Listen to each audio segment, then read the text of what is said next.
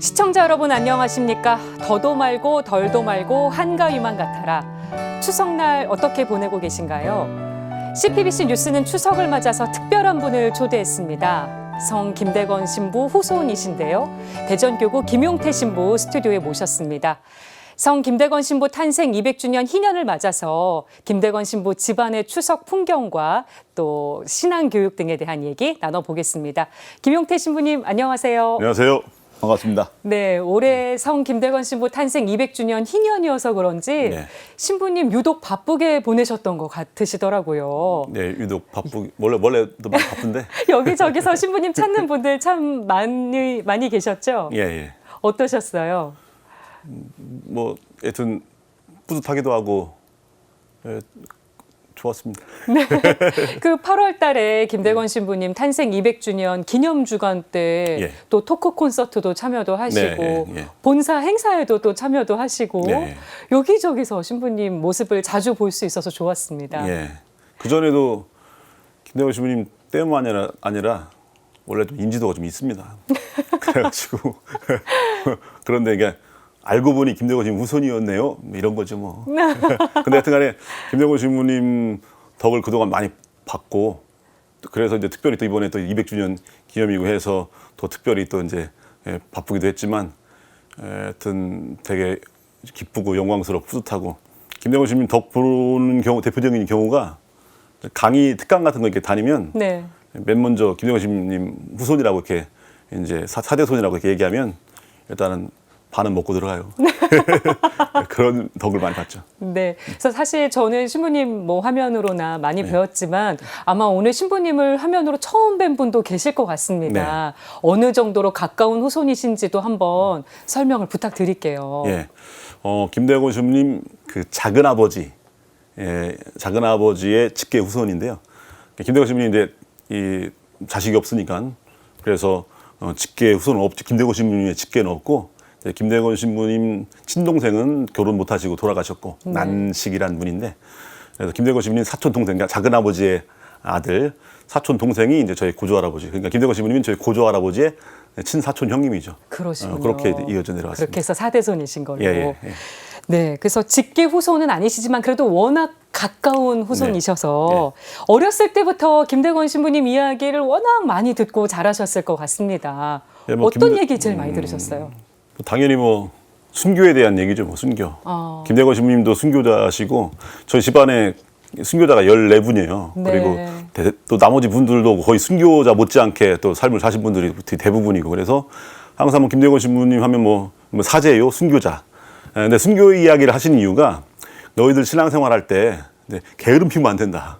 그리고 뭐가 어렵고 해도 잘 참아내고 이겨야 된다.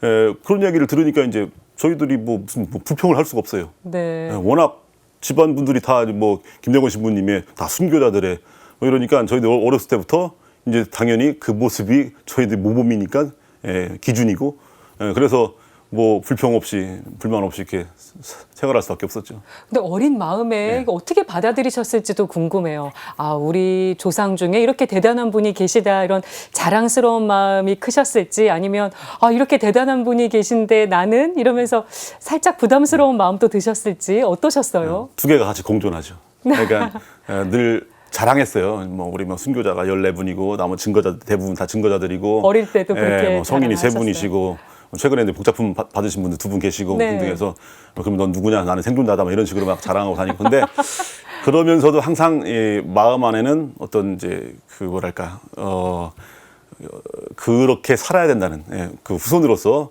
조상님 얼굴에 정말 먹칠하지 않는 그런 바른 삶을 살아야겠다는 그런 어떤 의무감 또 책임감 이런 것들이 늘 함께 자리하고 있었죠. 그래서 그런 것들이 어떻게 보면 저를 지탱시켜주고 저를 또 바르게 나아갈 수 있게 해주는 뭐 그런 힘이 됐던 것 같아요. 네. 그래서 이어지는 얘기인데요. 어릴 때 신앙교육을 정말 엄격하게 받으셨다고 들었습니다. 네. 출연하셨던 영상들 보니까 미사에 절대 빠지시는 건 안 되는 거고 성당도 일찍 가셔야 되고 30분 전에. 그렇죠. 이런 게 또 어릴 때는 좀 힘들기도 하지 않으셨을까 싶기도 해요. 그게 힘들다고 느낀 적은 거의 없어요. 이게 조기 교육의 그 효과가 아닌가.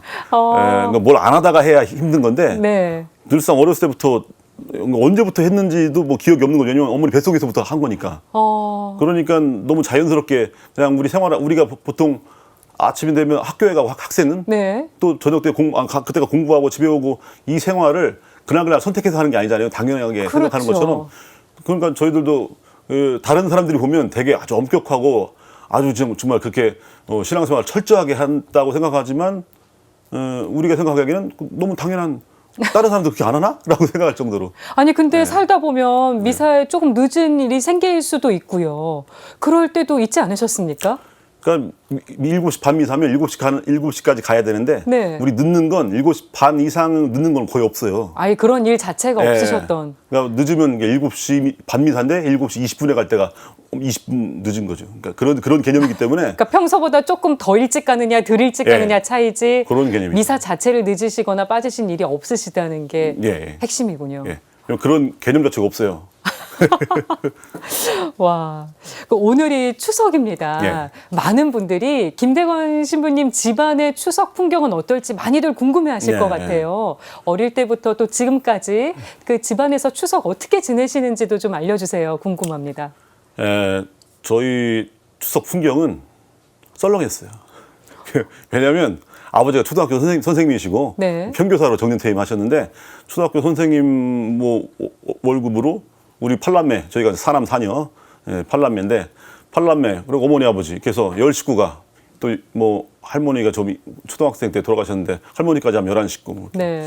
이 식구들이 먹고 살아야 되니까 저희들이 이제 다 또 이제 공부를 해야 하잖아요. 예. 그러니까 아버지가 벌어오신 거는 거의 다 학비로 나가고 식비로 생활비로 사용할 게 없었어요.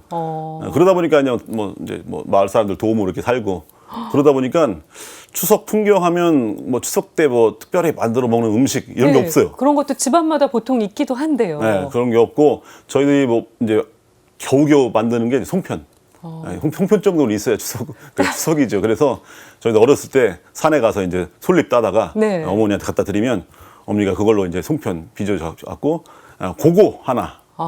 그거 하나 하고 제일 중요한 건 추석 때 그런 먹는 음식이 중요한 게 아니고 위령미사 봉헌하고 연도 우리 다 같이 모여서 돌아가신 이렇게 조상님들이랑 할머니 위해서 네. 할머니 할아버지 위해서 이렇게 연도 바치는 거 이게 명절하면 머릿속에 생각나는 거지 머릿속에서 뭐 차례를 지낸 적이 없어요. 아, 집에서 안 지내시고. 그래서 이 추석 때 음식하면 떠오르는 건 송편.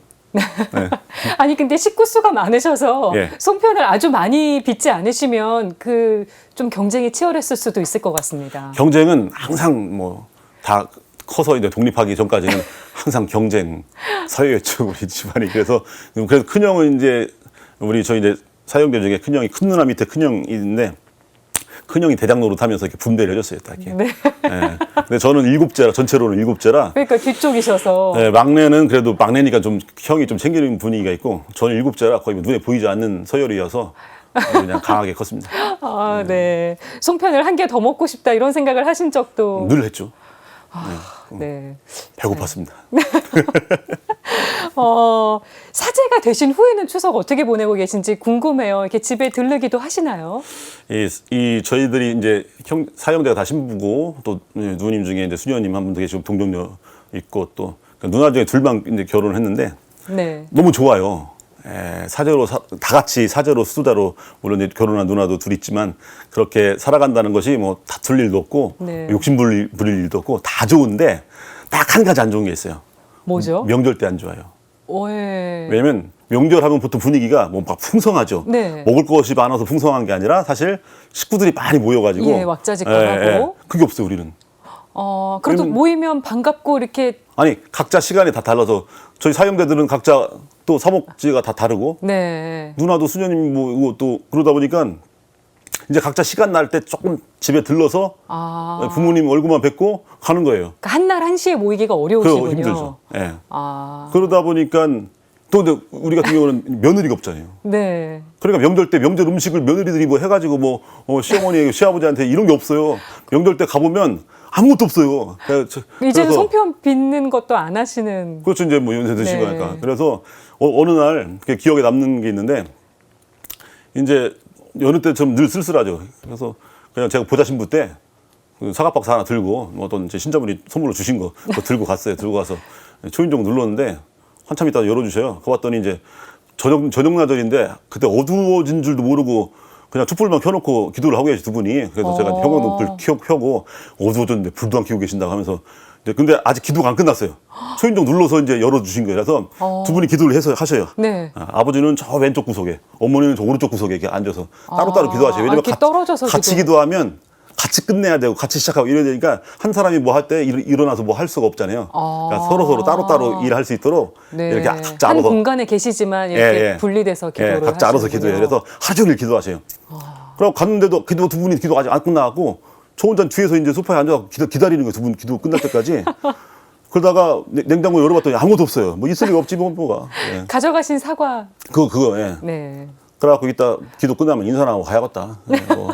그래가지고 왜냐면 그날 뭐 다 음식점들 다 쉬고. 그러니까 뭐 나가서 외식할 수도 없고. 네. 그래서 앉아서 소파에 앉아서 기도하시는 모습을 물끄러미 뒤에서 봤어요. 근데 야반이 완전히 이제 껍데기만 남았네 두 양반. 예, 아버지도 쭈글쭈글, 나이가 어머니도 드셔서. 예, 쭈글쭈글 껍데기만 남았네. 야, 옛날에 그렇게 막 우리 기도할 때 뭐 졸면 막 그렇게 막 호통치시고 막 김대건 신부님 순교 얘기하시면서 했던 그 젊음과 패기, 열정, 그 총기, 그 재능 다 어디 갔지? 우리 아버지도 그렇고 어머니도 그렇고 그 다 어디 가고 다 껍데기만 남았어요. 그러다가 문득 벽에 이제 걸려 있는 십자가 딱 보니까 그 십자가 예수님도 쭈글쭈글 껍데기만 남아서 달려 있는 거예요. 그때 문득 드는 생각이 내가 삼켰구나. 우리 어머니의 우리 아버지의 그 젊음과 그 총기와 그 열정, 그 재능, 이 모든 것들을 우리 자식들이 다 삼켰구나, 그동안. 네. 그 껍데기만 남고, 하지만 사라진 게 아니라 우리 안에 있구나. 우리 네. 안에. 뭔가 슬픈데 뭔가 감동적입니다. 네, 예수님도 껍데기만 달려있는데, 망해도 진작 망했어야 할 세상이 안 망하고 버티고 있는 건 저 예수님을 우리가 삼켰구나. 그러면서, 성체성사가 이런 거구나 보다. 네. 성체성사가 받아 먹어라, 받아 마셔라. 그래서 우리 안에 그 생명이 자라는 것처럼 네. 내가 예수님을 또 우리 어머니를 아버지를 그렇게 해서 우리 안에 살아있고 나 또한 성체성사의 신비 안에서 다른 이들에게 그렇게 모든 걸 내어주고 네. 마지막에는 껍데기만 남겠지만 하지만 그들 안에 또 살아있겠구나. 요걸 생각하니까 좀 울컥해지면서 그러네요. 뒤에서 보다가 좀 눈물도 나고 그런데 이제 우리는 사사로운 정에 이끌려서 눈물 흘리면 안 된다. 이거 어렸을 때부터 교육받아갖고 그럼 어떻게 하세요? 뒤에서 있으니까 안 보이니까 좀 이제 뭐 이렇게 안 우는 척하고 이렇게 하면서 그래서 이제 기도 끝날 때까지 기다렸다가 그날은 조금 오래 앉아 있다가 갔는데 갈 때 그냥 여기서 자고 가면 안 되냐고 하는데 가야 돼요. 그러고 왔는데 어머니가 이제 항상 하시는 말씀이지 명절 때 이제 잠깐 뵙고 금방 일어나 가면 네. 오시면서 가야 되냐고 물어보시면서 늘상 입버릇처럼 저 만날 때마다 또 갈 때마다 네. 미안해요 그래요. 미안해요. 어떤 게 미안하시다고 그냥 하시는 다 미안한 걸까요? 거예요. 어렸을 때부터 잘 이렇게 먹이지도 못하고 입히지도 못하고 이게 커서까지 미안해요. 이거 어머니 입버릇이에요. 미안해요. 그러니까 저도 다 주셨잖아요. 네. 그럼에도 불구하고 당신 스스로는 미안한 거예요 또. 이게 사랑이구나. 네. 저 추석하면 떠오르는 게 뭐 그거죠. 쓸쓸하지만 그 쓸쓸함 속에서 그냥 큰 걸 이렇게 어떤 네. 체험한. 형제 신부님들끼리는 연락 자주 하세요? 어떠세요?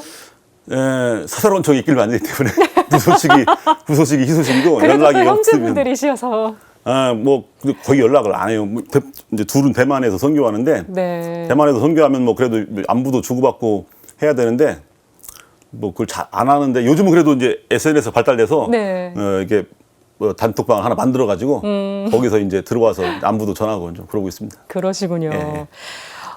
신부님 올해 사제가 되신 지 꼭 20년이 되셨습니다. 예. 2001년에 사제품을 받으셨더라고요. 예. 성소를 발견하신 과정도 궁금합니다. 예. 아무리 김대건 신부님 후손이셔도 또 개인적인 성소를 발견하신 그 일화나 계기가 있으셨을 것 같거든요. 그러니까 이게 이 질문을 하면 좀 이제 항상 이 질문 난감하게 뭐냐면 성소를 어느 때 발견하고 이게 없어요. 왜냐면 우리 집이 신학교였어요. 집이 신학교 같고 수도원 네. 같아서 그러니까 집에서 사는 게 그냥 신학교 생활 같았어요. 그냥 어렸을 때부터 성모를 했어요. 자연스럽게. 예. 저녁 기도 시간이 한 45분 만약에 중간에 졸면 처음부터 다시 시작하니까 1시간 넘어가기도 하고 그래서 성물도를 바쳤어요. 성물도 신학교 가거나 수도원 가면 바치는 그러니까요. 성물도를 어른이 돼서 보통 바치는데. 네, 어렸을 때부터 바쳤기 때문에 그리고 뭐 방이 전부 다 뭐 성화상으로 다 도배돼 있으니까 뭐 그러다 보니까 뭐 신학교 생활 같은 그러다 보니까 저희 가치관에서 네. 신앙적 가치관이 최우선이기 때문에 그러면 신앙적 가치관으로 볼 때 신부님이 최고죠 뭐. 그 다른 직업이나 장래 희망은 생각한 적이 없으세요? 그냥 참고로 한번 저런 직업도 있구나라고 했지만 항상 이제 주된 것은 사제. 그리고 실제로 성당에 가면 신부님이 최고지 뭐. 어렸을 때 네. 제가 봐도 그렇고요. 그리고 어렸을 때 소꿉장난 할 때도 항상 신부님 놀이를 했어요. 아, 그래서, 진짜요? 예. 아, 신부님도 놀이가 있군요. 그러면 이거 보자기 뒤집어 쓰고 이게 제의라고 하고 앞에다 밥상 하나 갖다 놓고 뻥튀기 하나 놓고 해갖고 동생한테 그리스도의 몸 하면 동생이 아멘 하고 받아보시고 맨날 이런 놀이 했어요. 이런 놀이. 그러세요. 그러면 학교 다니실 때 친구들도 이렇게 사제를 지망하시는 걸 다들 알고 계셨나요? 그러면 저는 초등학교 1학년 때부터 장래희망 적어낼 때 네. 예, 신부님 이렇게 적어냈어요. 선생님도 아시고 친구들도 예, 알고. 그리고 밑에 가훈 적어낼 때 순교정신 이렇게 적어냈어요.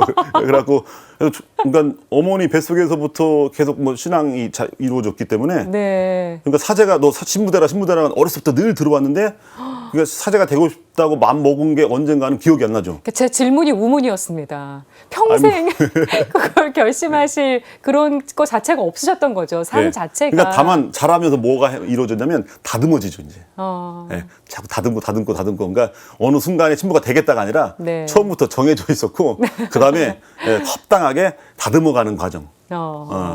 그렇게 된 것 같아요. 네. 이 질문을 드리기가 좀 어렵기도 합니다만, 그 또 후손이시니까요. 또 사제이시니까.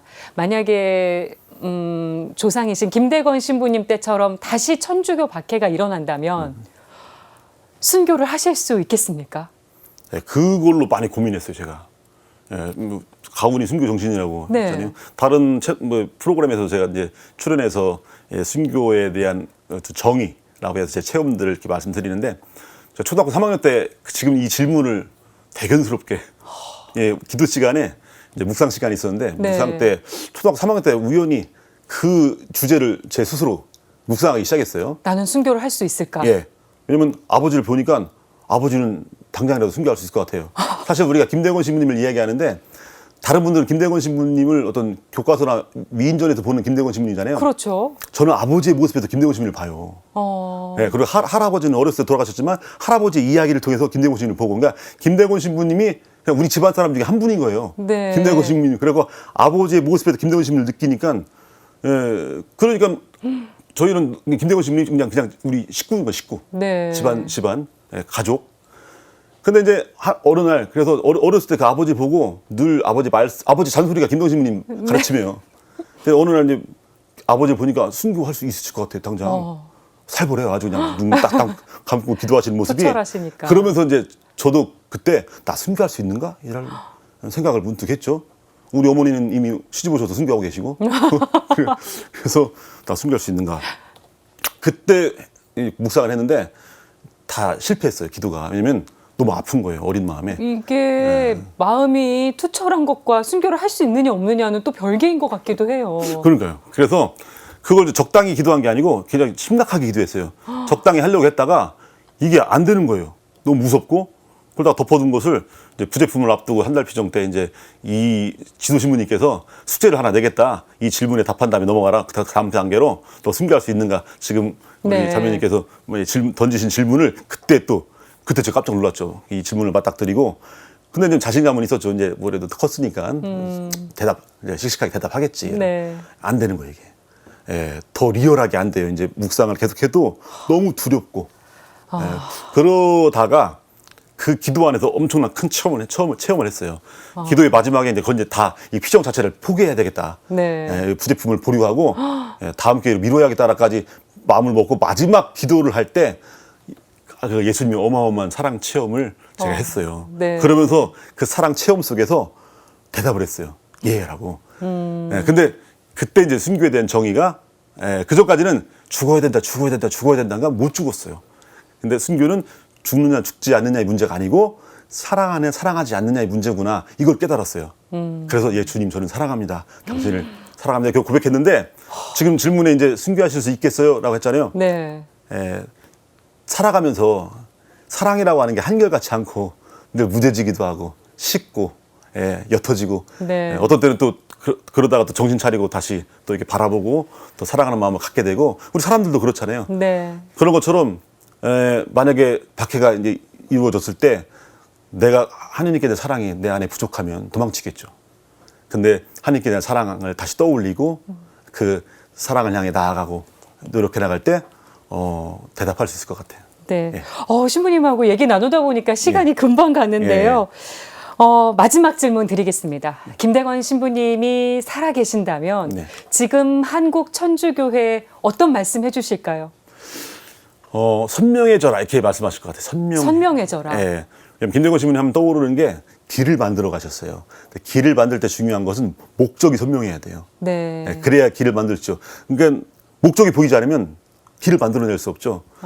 이 시대에 보면 너무 뭐가 많아요. 마치 현관문 앞에서 주머니에 뭐가 잔뜩 들어있어갖고 이거 뭐 열쇠를 찾아야 되는데 열쇠를 못 찾는 것처럼 네. 이 시대에 마치 도심지에서 하늘에 별이 안 보이는 것처럼 너무 뭐가 빛이 밝으니까 별빛이 안 보이는 것처럼 그래서 우리 신앙도 그래서 희미해지고 뭔가 선명해져라. 애매해지는 그래서 옛날 박해 시대 때 순교자들의 삶들이 우리 선조들의 삶이 굉장히 이해할 거 이해하고 아니할 거 아니한 분들이에요. 네. 선명하죠.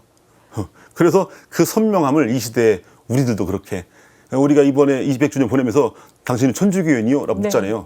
그런 결단을 요구하시는 게 아닌가. 그래서 더욱 선명해지라고 나는 천주교인이라고 네. 대답할 수 있는 그런 모습으로 그런 질문을 하시지 않은가 그래서 그런 모습으로 대답해야 하지 않는가라는 생각합니다. 네. 짧은 시간이었지만 신부님하고 말씀 나누면서 여러 가지 느끼고 배우게 되는 것 같습니다. 고맙습니다. 네. CPBC 뉴스 추석 특별대담 지금까지 김대건 신부 후손이신 대전교구 김용태 신부님과 말씀 나눠봤습니다. 신부님 오늘 나와주셔서 고맙습니다. 감사합니다. 이상으로 추석날에 보내드린 CPBC 뉴스 특별대담을 마칩니다. 저는 내일 다시 돌아오겠습니다. 시청해주신 여러분 고맙습니다.